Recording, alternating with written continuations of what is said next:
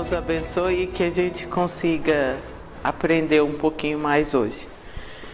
E, particularmente, hoje é um dia um pouco mais difícil, eu senti essa dificuldade até na preparação, porque a gente vem de uma semana em que o nosso foco está muito desviado, existe uma quantidade de energias diferentes no entorno que acabam afetando a gente, porque mesmo que a gente não se envolva, mesmo que a gente não participe de nenhuma discussão, de nenhum debate, todo mundo está pensando só na política.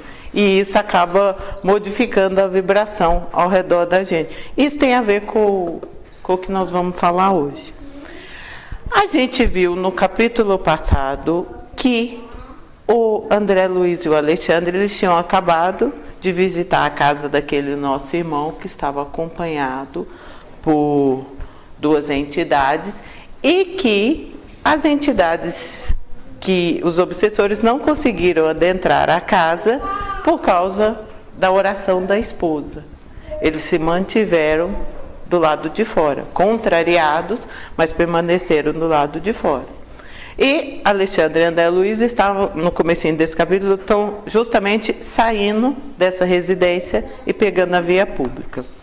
Aí o Alexandre pergunta para o André: você precisa voltar para os seus serviços? Quer dizer, André teria mais coisa para fazer, ele teria outras ocupações. Só que o interesse dele era tanto que ele não quis perder aquela oportunidade de aprender com Alexandre. Aí ele fala: eu posso dispor de mais tempo. Meu interesse era enorme na continuidade das instruções. Alexandre possuía vastíssimas experiências médicas. Minhas aquisições nesse terreno, em comparação com a dele, representavam conhecimentos pálidos. Aquilo fascinava o André, aquela sede de conhecimento. E a hora que ele viu aquela oportunidade, ele não quis desperdiçar. E é interessante porque muitas vezes, né, a gente tem umas oportunidades dessa que bate na porta da gente, né? E você fala assim: hoje eu não posso, eu tenho que fazer isso. Hoje eu não posso. Vamos fazer uma coisa construtiva, né? Quantas vezes a gente negligencia oportunidades excelentes de aprendizado por simples comodismo ou por não dar a devida importância. André, nessa fase, já está dando importância ao que realmente importa, querendo aprender cada vez mais. Aí o Alexandre fala para ele: tenho hoje uma assembleia de esclarecimento a irmãos encarnados. Se você puder comparecer, teremos satisfação. Mais tarde a gente vai ver que essa é uma assembleia que o Alexandre faz para nós que estamos encarnados, desprendidos do sono no mundo espiritual. E ele convidou André para assistir essa palestra. Aí André fala que não deve perder a oportunidade, ele sai. As entidades perturbadas mantinham-se à porta. Parecia que eles estavam à espreita de alguma oportunidade de entrar. A prece havia traçado uma barreira que impedia com que eles entrassem, mas eles permaneciam aguardando que o nosso irmão lá, o rapaz, saísse para que ele pudesse acompanhá-lo. E eles continuaram caminhando, e André ainda coloca aqui, quase passo a passo como na corosta. Eles iam conversando e se deslocando. Estávamos nos primeiros minutos da madrugada, quer dizer, um pouquinho depois da meia-noite. Eles haviam acompanhado todo o trabalho na casa espírita, né? Acompanharam os irmãos até a residência do nosso irmão, estiveram com a esposa e depois agora eles estavam voltando para a via pública. Os transeuntes desencarnados eram numerosíssimos. Então, quer dizer, à noite existe grande quantidade de espíritos desencarnados transitando. A maioria de natureza inferior. O que não é da gente estranhar, né? Nós estamos num planeta de provas e expiações. nós ainda trazemos muito da natureza inferior. Nós estamos tentando começar as nossas primeiras restiazinhas de luz. A grande maioria está no mesmo patamar, ainda em condições bastante inferiores. Se a gente não vigiar, se a gente não fizer por onde, a hora que a gente dormir, que desdobrar no sono, provavelmente a gente vai ficar trançando, perambulando atrás de interesses menores, né? Interesses inferiores. A maioria de natureza inferior trajava roupa escura, mas de espaço a espaço éramos defrontados por grupos luminosos que passavam céleres em serviços cuja importância se adivinhava. Menos frequente tinham os trabalhadores. E olha que ele colocou que eles passavam céleres, quer dizer, era rapidinho, eles não tinham tempo a perder, eles não estavam ali vagando. Eles estavam em serviço, transitando em serviço. Uma quantidade bem menor, mas que estavam ali presente também. Aí Alexandre fala para André: há sempre que fazeres urgentes no auxílio oportuno aos nossos irmãos da crosta. E na maior parte das vezes é mais eficiente o nosso concurso à noite, quando os raios solares diretos não desintegram certos recursos de nossa cooperação.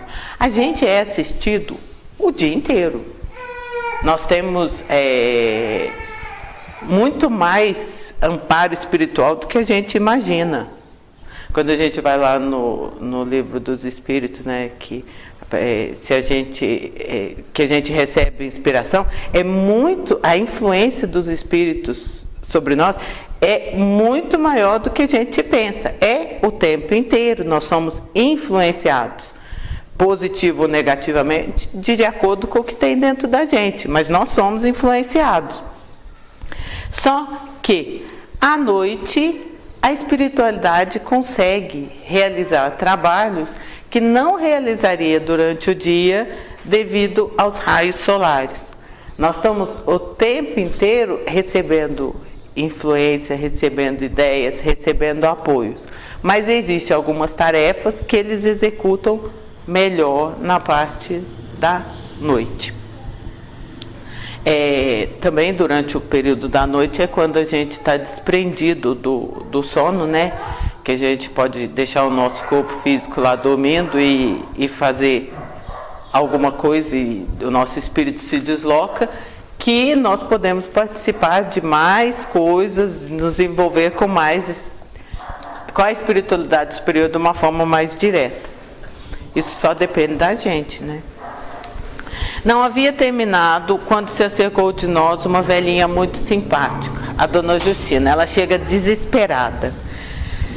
Justina, minha irmã, que o Senhor lhe abençoe, o Alexandre fala. E ela fala assim: ai, Alexandre, você me desculpa, eu teria ido te procurar aqui, mas é urgente.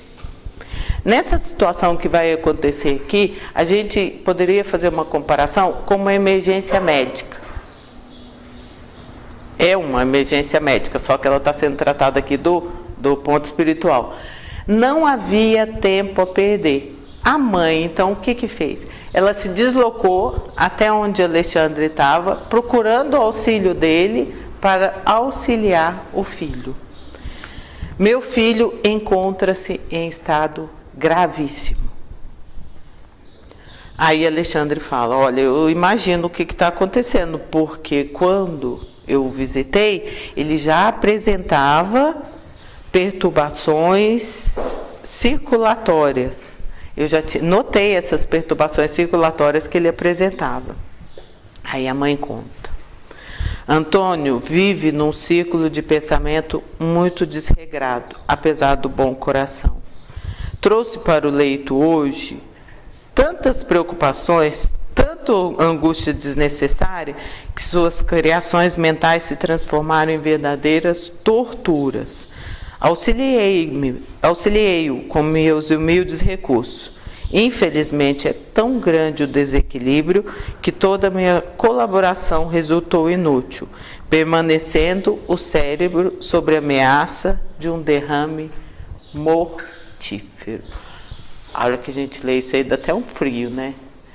Quantas vezes a gente não vai para a cama com aquela historinha mental? Vocês já viram quando acontece alguma coisa que desequilibra, que nos afeta emocionalmente? E a gente faz uma historinha, um filminho. E aí a gente fica o dia inteiro, depois você deita na cama e continua com aquele filminho passando. Você passa a história, tudo de novo assim. Aí a hora que chega no fim, você volta lá no começo e fica repetindo mentalmente aquilo. Às vezes é uma coisa que você não conseguiu dar solução, ou que você fica imaginando o que você vai falar. Eu vou chegar e vou falar isso, isso e isso. Aí eu vou fazer isso, isso e isso. Aí volta lá no começo da história, porque a hora que eu estava assim, aconteceu assim, assim, e fica reprisando.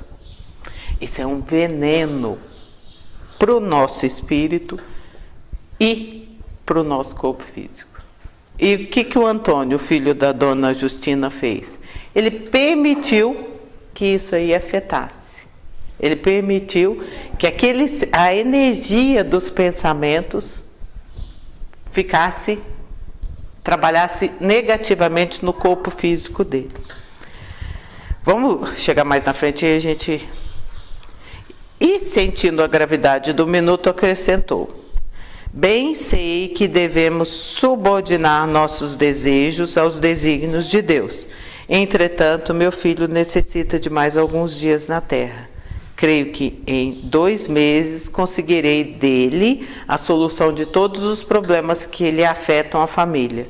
Sua autoridade pode auxiliar-nos. Seu coração edificado em Cristo permanece em condições de fazer semelhante bem.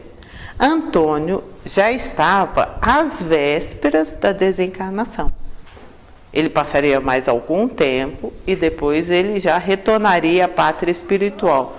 Só que aquela situação de angústia, aqueles pensamentos que ele levou, que ele estava alimentando, fizeram com que o derrame, o AVC que ele estava para sofrer ali, né, se adiantasse. Ele estava quase desencarnando naquele momento por causa desses pensamentos. Ele estava adiantando. Ele perderia essa chance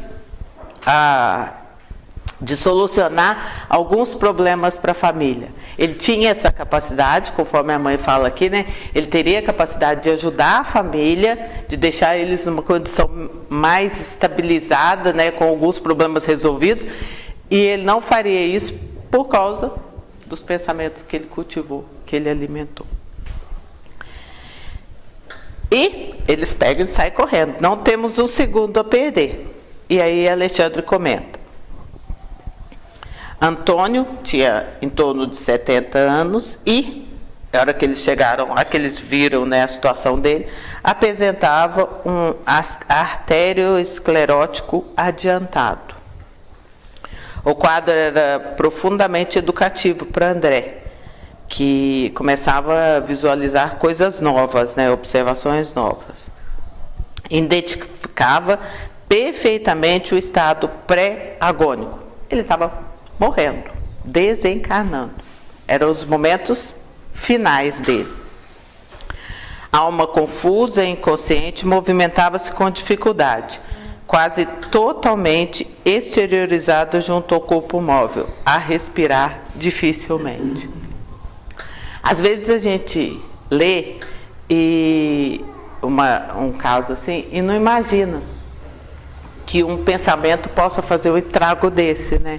Por isso que eu acho que a gente ainda permite que muitas vezes alguns pensamentos povoem a nossa tela mental, a ponto de aquela angústia criar um desequilíbrio tão grande nas células que foi provocado um derrame. Ele vai ter um AVC, é uma célula do cérebro dele que ele está tendo, dali a pouco fala que ele vai ter o rompimento, né, o extravasamento do sangue. E o espírito já está se afastando do corpo.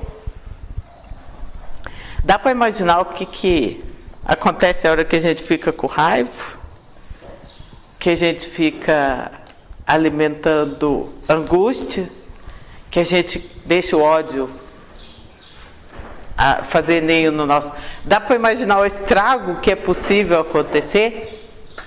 Amparado, ele está aqui amparado pela espiritualidade, né? Mas olha as consequências se ele não fosse, como a mãe fala, tivesse um coração edificado, se ele não fizesse jus a esse auxílio que ele está recebendo, as consequências que ele complicaria toda uma situação que poderia ser muito mais fácil e seria muito mais complicada simplesmente pela invigilância dos pensamentos. Tudo que ele podia deixar resolvido em família, deixaria de estar resolvido devido à invigilância dele em relação aos pensamentos, devido aos pensamentos ruins, as preocupações que ele alimentou. Mas vamos lá. A alma dele, confusa, inconsciente, movimentava-se com dificuldade, quase que totalmente exteriorizada, junto do corpo móvel, a respirar com dificuldade. Ele estava nos momentos finais. Enquanto Alexandre se inclinava paternalmente sobre ele, observei que estávamos diante de uma trombose perigosíssima, por localizar-se no cérebro. A apoplexia não se fizera esperar, ele já estava tendo o extravasamento do sangue dos vasos. Mas alguns instantes ele estaria desencarnado. Alexandre, com autoridade serena, o que ele faz? Olha que interessante, o primeiro passo de Alexandre, a hora que ele chegou, qual foi o primeiro passo que ele fez? Antônio, mantenha-se vigilante, nosso auxílio pede a sua cooperação. Primeira coisa, que ele se dispusesse a ser auxiliado, que ele fizesse a parte dele, que ele cooperasse, que ele estivesse receptivo ao auxílio. Porque se ele se negasse, de nada adiantaria o auxílio. Se ele não cooperasse, se alguém quer ajudar a gente e a gente não quer, vai adiantar? Se a espiritualidade quiser auxiliar a gente e a gente não quiser, não vai adiantar. Ninguém consegue fazer isso. Da mesma forma que a primeira coisa foi chamar a atenção dele. O moribundo, desligado parcialmente do corpo, abriu os olhos fora da carne, dando a entender vagas noções de consciência. Aí o Alexandre esclarece o Antônio. Você foi acidentado pelos próprios pensamentos em conflito, injustificável. Suas preocupações excessivas criaram elementos de desorganização cerebral. Intensifique o desejo de retornar às células físicas enquanto nos preparamos para ajudá-lo. Este momento é decisivo para suas necessidades. E ele não respondeu, mas ele compreendeu a advertência e colocou-se em boa posição para colaborar em favor de si mesmo. Receptivo. Tudo que a gente precisa para receber o auxílio está receptivo, está aberto, está pronto a cooperar, né? Então, o orientador inicia as operações magnéticas no corpo e, decorrido algum tempo no fígado, no cérebro, fazendo a magnetização, né? E pede para André que se conserve em prece, porque ele necessitaria convocar alguns irmãos em serviço. O que a gente vê aqui não é um quadro espiritual unicamente, não é um problema unicamente espiritual. A gente viu que no caso do Antônio já houve uma complicação física, já houve a materialização daquele problema. O descontrole dos pensamentos dele já somatizou, já passou para a parte física. Ele já tinha o problema em andamento, já finalizando. Então, simplesmente magnetizar o Alexandre, as preces, não solucionariam. Eles não conseguiriam resolver. O coágulo já estava se formando. Não tinha como eles agirem naquele momento, naquela emergência. Aí ele fala para André: mantenha-se prece cooperando conosco. Convocarei alguns irmãos de serviço para nos auxiliar. O processo já estava muito adiantado. Não teria como revertê-lo, só eles. E Alexandre, com o pensamento, invoca o grupo do irmão Francisco. Alexandre conta no capítulo que eles é um dos numerosos grupos de trabalho. Olha que maravilha, vai ver que a gente até já não desencarnou graças ao trabalho de um desses. Aquele dia que a gente foi dormir querendo matar o mundo, né? A gente teve que usar do auxílio dos nossos irmãos. Numerosos grupos que trabalham durante a noite, auxiliando os encarnados em desequilíbrio. Ele, com o pensamento, ele invoca esse grupo e chegam lá 8 entidades que permanecem, que entram no recinto doméstico lá. E Alexandre fala para ele: nós precisamos de emanação de algum dos nossos irmãos encarnados cujo veículo material esteja agora em repouso equilibrado.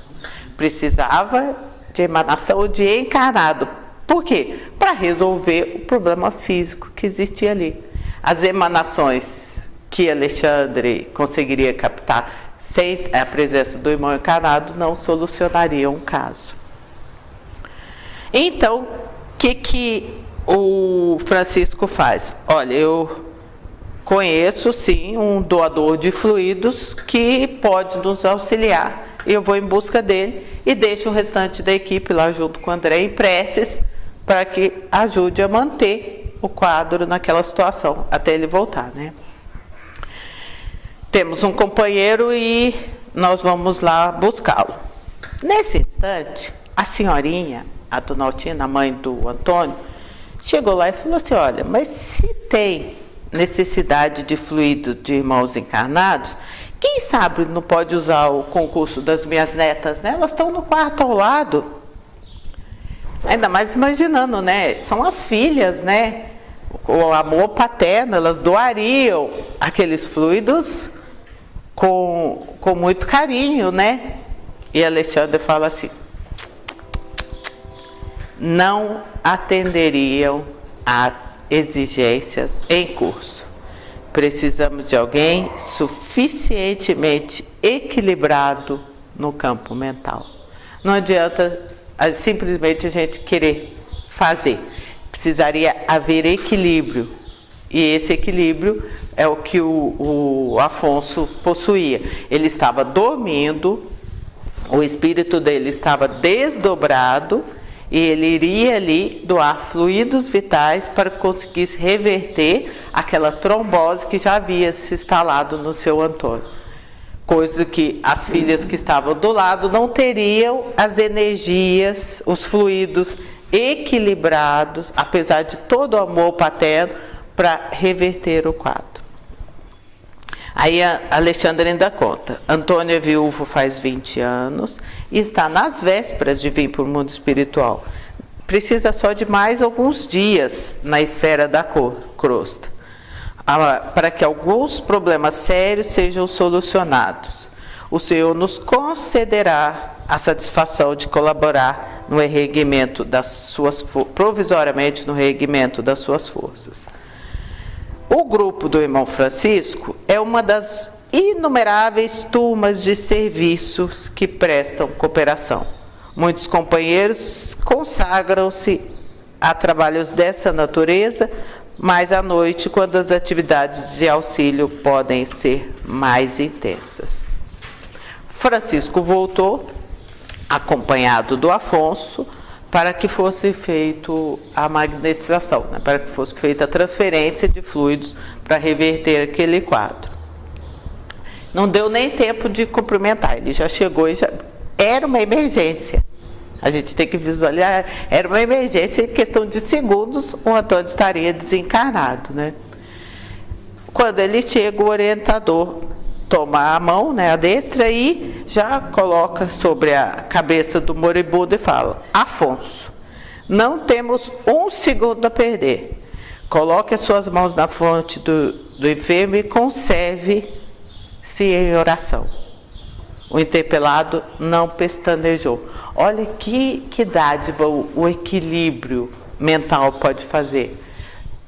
Dormindo, ele está lá prorrogando o corpo dele lá dormindo, o espírito dele trabalhando, conseguindo produzir esse acréscimo de vida a um irmão que se desequilibrou um pouco, salvando, vamos colocar assim, o finzinho da reencarnação do nosso irmão Antônio. A gente pode fazer muita coisa dormindo, né? É que a gente ainda está engateando em termos de aproveitar melhor o nosso tempo do sono. Afonso não pestanejou. Dava a impressão de ser semelhante em serviços de assistência. Parecia despreocupado de todos nós e fixou-se na obrigação a cumprir. Será que Antônio vai sobreviver? Vejam no próximo capítulo. A Natália, semana que vem, vai contar.